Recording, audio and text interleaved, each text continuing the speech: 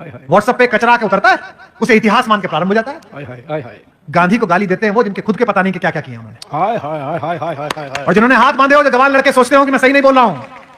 आजादी का जो 75वां साल लिख रहा है ना अमृत महोत्सव, इसमें बता रहा हूं गांधी का कलेजा नापा नहीं जाता, महसूस किया जाता है कलेजा कैसे होता है। क्या कहने, आप बताते हैं कि गांधी कौन है।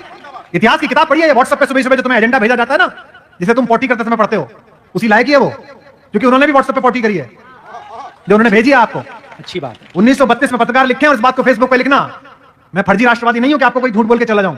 1932 में गोलमेज सम्मेलन में गए थे बापू, सुनो कुणाल, और इंग्लैंड के महाराज ने उनसे मिलने की मंशा जाहिर की। चर्चिल कहता था अधनंगा फकीर है, हर अहंकारी ऐसा ही कहता है सत्य को।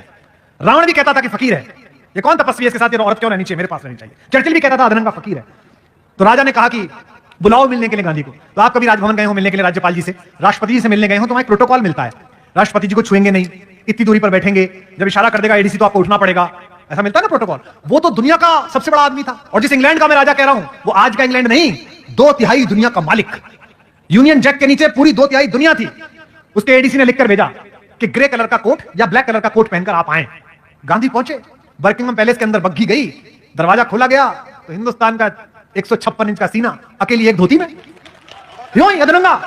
एडीसी ने जाकर कहा अंदर जाके कि साहब वो तो कपड़े पहन के नहीं आया। तो जॉर्ज पंचम बोला कि चर्चिल कहता तो था नंगा है, पर इतना नंगा है।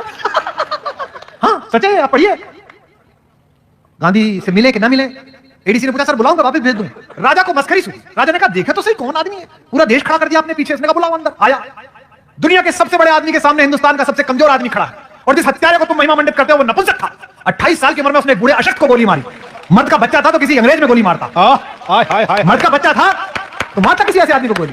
राम नाम जपते हुए एक बूढ़े को गोली मारकर आप उसे क्रांतिकारी बता रहे हैं। क्या बात, जो टिप्पणी पढ़ रहा हूं सुनेगा। बैठिए आप, मैं बहुत बहुत आपका आभार व्यक्त करता हूं, बहुत धन्यवाद। मैं से आपका प्रेम समझ के लगा लेता हूं। और राजा ने पूछा मुस्कुराते हुए गांधी से, एक धोती में गांधी खड़ा है, ब्लैक एंड व्हाइट में, सोच के देखना वो दृश्य है। आज ये जरा जरा सी बात पर अमेरिका के सामने घिग्गी बांधने वाले, चीन के सामने घुटने टेक देने वाले, जरा जरा सी घुड़की पे बिल में अंदर घुस जाने वाले नेतृत्वों से पूछना चाहता हूं, चाहे इनकी सरकार का हो चाहे उनकी सरकार का हो। 1932 में गांधी खड़ा है इंग्लैंड में राजा के महल में अकेला। राजा ने पूछा well mister Gandhi where are your clothes, तुम्हारे कपड़े कहां गए।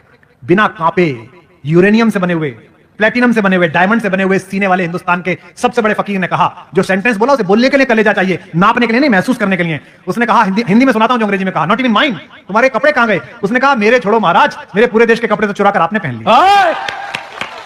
इसके लिए कलेजा चाहिए।